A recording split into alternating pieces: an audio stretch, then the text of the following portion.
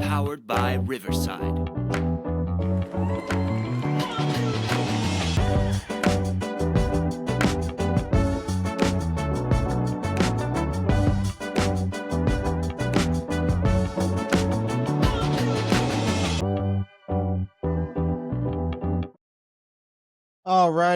All right. Well, a very, very happy Monday, and welcome to another episode of the TNC Sports Talk.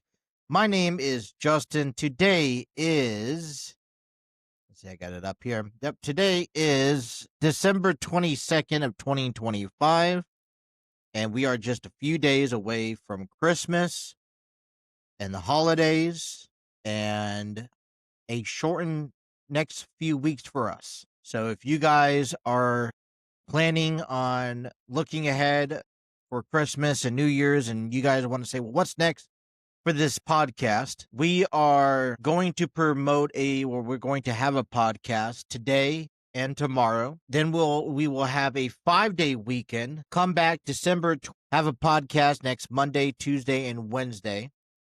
And then have a 4-day weekend before resuming our weekly daily podcast to kick off the 2026 calendar year. So I know that's a lot maybe to entail. Listen, I got to be honest with you. I'm not a fan of it at all, because if you know anything about podcasting, talk shows and whatnot, consistency is key. Got to be consistent with the product that you put out there. And we've been working extremely hard for the past several weeks, and I really want to keep that going.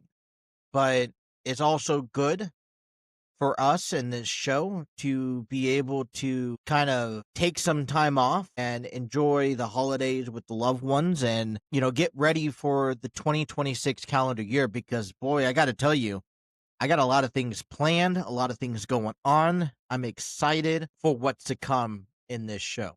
So I have it posted. I will post it again, the schedule for the next 2 weeks. And, we're just going to try to put together a show for the next 2 days that will explain in a nutshell what we are looking for throughout the entire week. So on today's episode, we will be recapping the NFL Week 16, as many more teams have clinched a playoff, as well as teams that have even won their division. We will talk about those exciting games today. We will recap the college football playoffs, get you guys ready for bowl games this coming up week, as we have Washington State taking on Utah State today at the Potato Bowl. By the time this episode has aired, that game was already accomplished. We would have Raw on Netflix tonight. Raw was taped last Friday, and I think I've expressed about this before. I'm not a big fan of tape shows, especially in the WWE, where today's society, we will see a lot of spoilers revealed. And, I'm not necessarily expecting anything exciting to happen, but I was seeing a lot of spoilers of what we were expected to see on SmackDown. And, coming up on Raw tonight, I am kind of anticipating Austin Theory, maybe CM Punk, and some explanations with the Vision after we learned that Austin Theory was behind the Masked Man that's been taunting CM Punk and cost them the Survivor Series match and whatnot. So I just hate, though, when people play spoiler. And I get it. You got phones, you can record things, but there's just something that just does not sit well with me. But anyways, before we get started, I want to hope everyone has had themselves a good weekend. Holiday season, or this back end of the holiday season, has kicked off for me last Friday. The wife and I took our kids to our local church for a Christmas Eve production. called This Is Christmas. Yes, I said Christmas Eve, even though that's Wednesday. It took place last Friday. I guess last year, their production that took place on Christmas Eve was such a success that not only they ran it back for a second year, but they had to include more dates and times just to ensure the availability for everyone to be able to witness and to see this live production. And it was a live production. It was filled with music, filled with storytelling as they told the story, the manger story, and Mary and Joseph's side of things. They had live animals. And all I gotta say is that it was such an incredible performance. I felt like I was stealing from somebody because this performance was something that you should have saw on Broadway. I mean, it was just a musical, the worship team just came out there, put on performances, singing songs that are in relations, including one of my favorites of all time, Mary Did You Know? I love that song. And the guy who played it, phenomenal. I can't condone enough the passion that he put into it. Just it was memorable. And, if you guys have gotten a chance to, watch it yourself, I want to hear your thoughts if you guys haven't.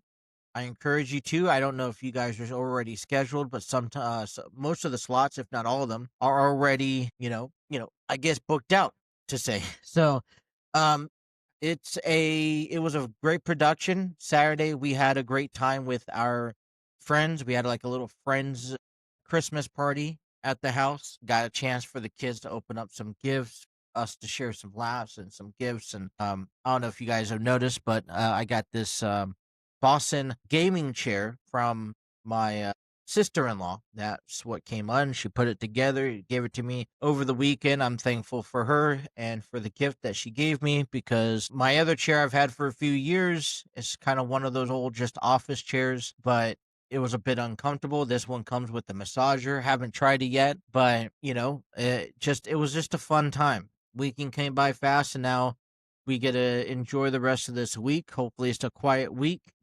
and we talk about the short schedule, and I've explained here on our show, there's really no coordinates to it. It all is based off of who is off of work, who is off of daycare, who is off of school, when they're off of school, and what I'm capable of doing. So, unfortunately, I do try my best to have a consistent Monday through Friday show get published, but things do change. Plus, hey, people get sick all the time. I'm for one who does get sick. I still try to push a episode through if I can, but sometimes things happen. All right.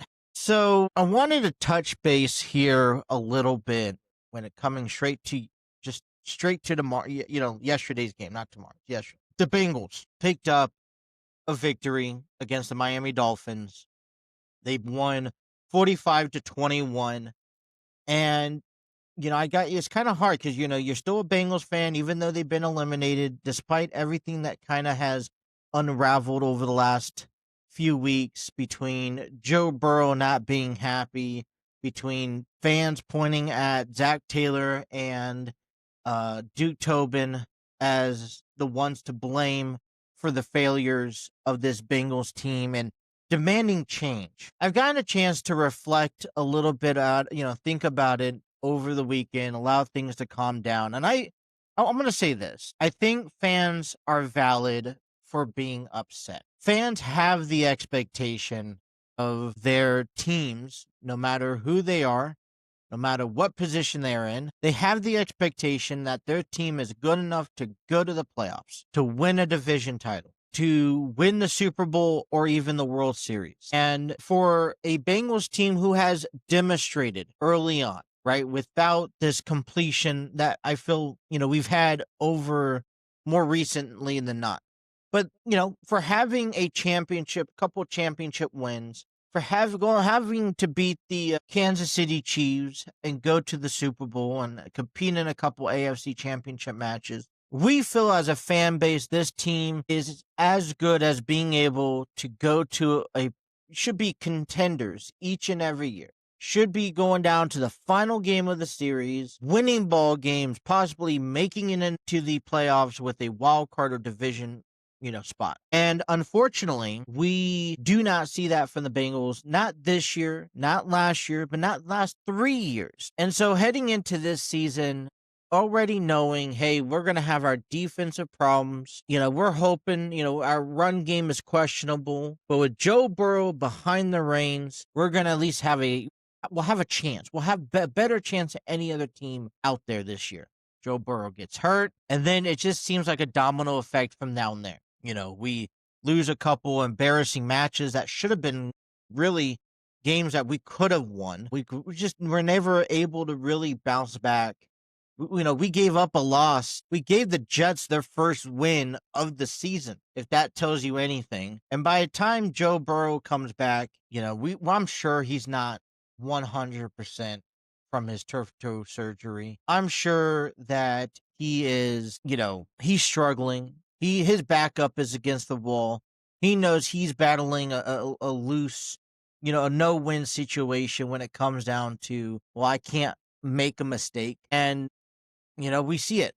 He wins Thanksgiving, loses the next 2 games, very close games, and we're eliminated from the playoffs.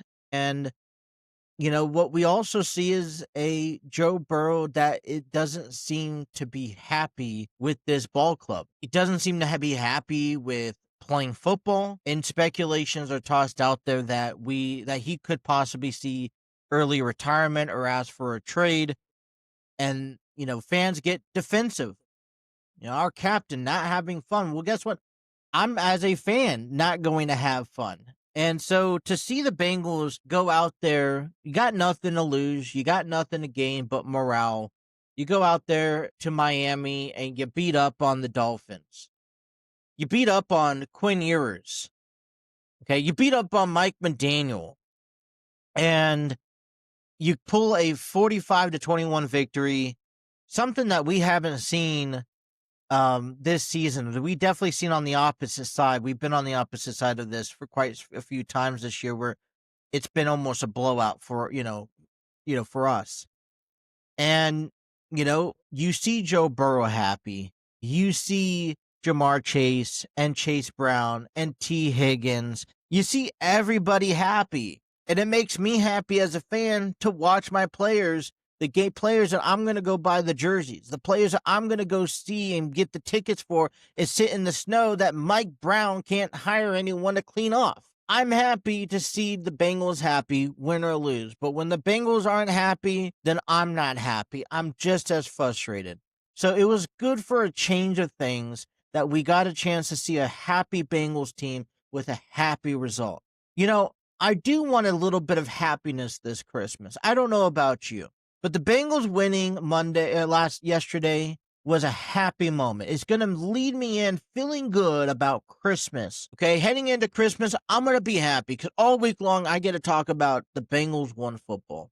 Bengals beat the Dolphins. I know it doesn't mean anything. I know a win here in week 16 after being eliminated doesn't fix anything that's happening in the front office. I still think that Mike Brown in the front office needs to address in the offseason, and make some dramatic changes. I don't know where those are to be made at. I think there are areas that we want them to be made at, but there's no saying where they're going to be made at, but something has to be done. But that's a conversation that Mike Brown gets to do behind closed doors, doesn't get to reveal right now because we still have 2 games this week. We're not seeing anything until closer to possibly maybe the off season, right? Fair to say. But to see the Bengals at least pick up a victory, I'm encouraged, in a game where I wasn't even confident, even though that the Dolphins were starting their emergency quarterback in Quinn Ewers. I wasn't confident that the Bengals had what it takes to pull off a victory, but they did, and I'm impressed by that. So, I want them to finish off the year strong. I don't care about the draft. Maybe you do. I don't care. Win the next 2 games. Look like you give us fans something to talk about other than what's going to be happening at the draft pick. Give us a sense of mind saying, no matter what Zach Taylor does, no matter what Duke Tobin does, no matter what Mike Brown does, the team that's on the field right now, no matter if we keep some of them or have to get rid of some of them, the fact of the matter is that we are looking positive heading into the next season, because that's all we have to look forward to.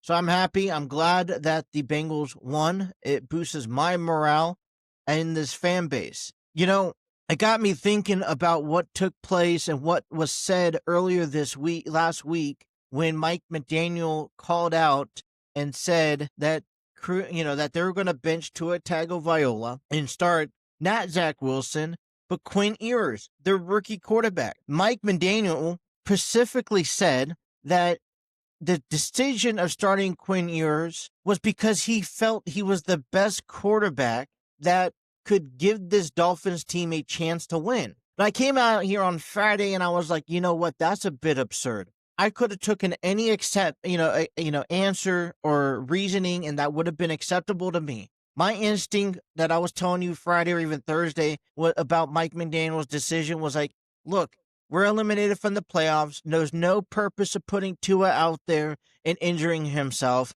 We already know what Zach Wilson has done, with the Jets and with other teams. Quinn Ewers is a rookie quarterback. He hasn't gotten his chance to play yet. And I feel like we need to at least look at him and give him a clear shot. Now, these next 3 games would be clear to me. It would give me, a chance to analyze who he is as a football player, whether or not if he is someone that we can work with down the road and possibly be a backup quarterback or even a future quarterback, or do we need to go back into the trade, block and see, in the draft who we could pick up as a quarterback? That would be the most excellent statement, in my opinion, that could have been said from Mike McDaniel about Quinn Ewers. But to say that he gave you the perfect opportunity to win, I think is a bunch of BS. And I think you know it too, because obviously Sunday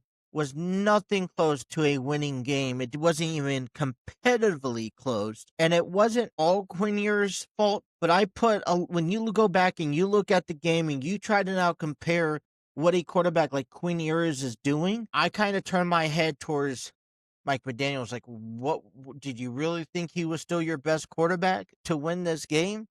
Yeah, I don't think so. But it is what it is. Bengals pick up a victory. They come back home. It's supposed to be raining next Sunday, and the Bengals host the Arizona Cardinals. Like I said, I would like them to finish off the season strong and finish off the season with the last couple wins here, in my opinion. But that is just me. I digress. But hey, look, listen, Enlightened Studios, before we get moving, I want to talk about Enlightened Studios. They got a new production called Grassroots coming up here in February. It's a perfect holiday present, in my opinion. I know holidays are, just a few days away.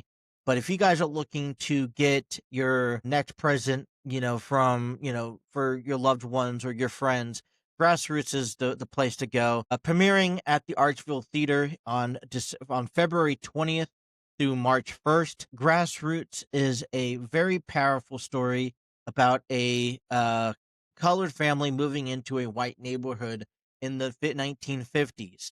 They deal with drama, they deal with adversity, they deal with secrets, and they all get spilled out in some way, shape, or form. Presented by Enlightened Studios, written and directed by Terry Chappell II. Grassroots is available now by heading over to tickettailor.com. You see this little link here on the screen for those. I know a link will be provided in this description, but if you press this link, it will take you to the website of being able to get your tickets. They have a lot of performance still available, but get your tickets fast. They will sell out. That's what we hope. All right. So week 16 is behind us. We saw a lot of things kind of unravel, right, for week 16 in the NFL. And want to first of all just say, look, Kansas City's woes is continuing. Patrick Mahomes goes down last week as they were eliminated from the playoffs. Gardner Minshew is out with a torn ACL now. The Lions' path to the postseason is very limited and near. Lamar Jackson deals with a back injury after losing to the Packers. DK Metcalf is dealing with some issues after his incident with punching a fan in yesterday's game. But a lot of things have made the postseason a little bit more clearer. We'll take you back to Thursday Night Football, where the Seattle Seahawks clinched the playoff berth after beating the Los Angeles Rams in overtime 38-30 on Thursday Night Football. What we talked about, we already knew how big this game was. Now, no team in the NFC West has clinched the playoffs yet, but here's the deal. Seattle, the Rams, both have clinched a playoff spot. They are waiting to see who wins the division based off of the outcome over the next 2 weeks. They will not face each other for the remainder of the season, so it will be crucial that both teams pick up victories. As they also, the Seattle Seahawks, although they hold the lead right now in the AFC West, in the NFC West, they hold the number 1 seed in the wild card spot. Seahawks are at 12-3, and they hold the number 1 seed. The Rams are 11-4, and they hold the number 5 seed, the first wild card spot. If the playoffs were start today, they'd hand over to Carolina. Talking about the Panthers, they beat the Buccaneers 23-20 yesterday, and making a nice, impressive comeback. They currently hold the number 4th seed in the NFC playoff spot. They have taken over. Tampa Bay is on the outskirts right now, looking in. Their best bet is to come back and win a division. These two teams will meet each other in 2 weeks, as they hopefully it will probably all come down to determining who's going to take on, who's going to end up clinching that division. But Panthers, man, they've come back out of nowhere. I got to tell you that. The Chicago Bears also clinched a playoff after beating the Green Bay Packers on Saturday. 22 made a comeback. They hold the number 2 seed. Now, they haven't clinched the division yet, but they've clinched a playoff spot, and they also look to clinch a division with a win next weekend. The Philadelphia Eagles kind of played devil's advocate on Saturday. They beat up on the Washington Commanders 29-18. With that win, that not only clinches, they won the NFC East for the first time back-to-back years since they did it with Donovan McNabb over a decade ago. But they also knocked out the Dallas Cowboys from the postseason. The only 2 teams on the outside looking in that has yet to clinch will be the Panthers, the Green Bay Packers, the Detroit Lions, and the Tampa Bay Buccaneers. The 49ers have also clinched a division clinched a playoff berth as well, and they host the Indianapolis Colts tonight. There's a lot of teams have yet to clinch in the AFC. The Broncos, the Patriots have clinched. Jaguars are 11-4. Pittsburgh is 9-6. But the Steelers have clinched their 22nd consecutive winning streak, the most in NFL history. I know there's not much more to be talked about that, but the Pittsburgh has finished with a 500 or better record every year since 2004 and under Mike Tomlin. The second team to be able to win a streak would be number 21 seasons in a row. The Dallas Cowboys from 1965 to 1985. The New England Patriots did it from 2001 to 2019 under Tom Brady with 19 consecutive wins. You got the Oakland Raiders and the 49ers tying it up with 16. With the Chicago Bears at 15, that was dated back to 1930 to 1944. So, man. But we look at that. The Chargers are also 11-4, as well as the Bills have not clinched yet. The Texans are 10-5. The Colts are 8-6. They await their game tonight. Baltimore is 7-8, but they'll be over in Green Bay. And so, if you are we're still paying attention to the AFC North division. The Steelers are 9-7.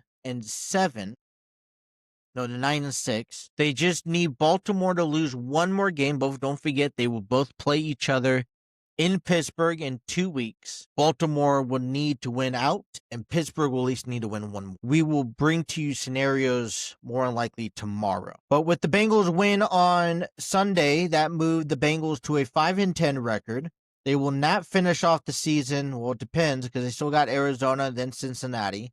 Cleveland's home to Pittsburgh next week, and Cleveland is 3-12, and Miami Miami will not finish in last place as the Jets are 3-12. We would have to pick up at least another victory in order to avoid last place. I say Bengals, you could win all three.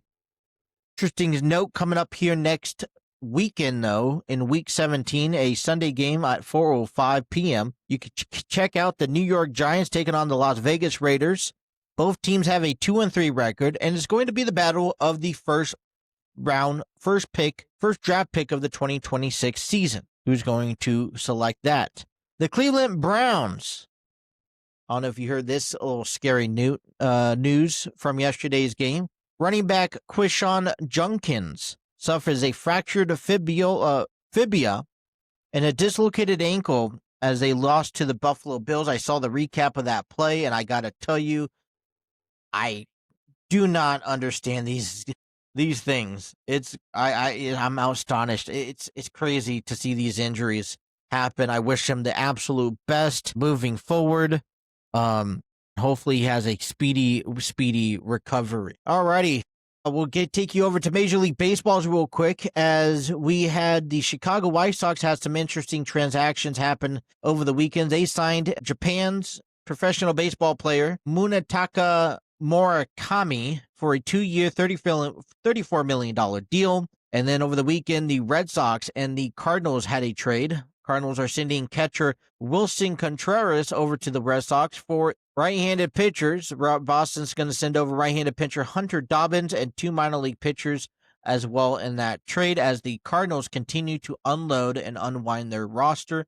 You think of guys that's on there like Nolan Arenado, and you just think what else could happen here as the holiday season doesn't really bring a whole lot of news for Major League Baseball talk as well. But that's that.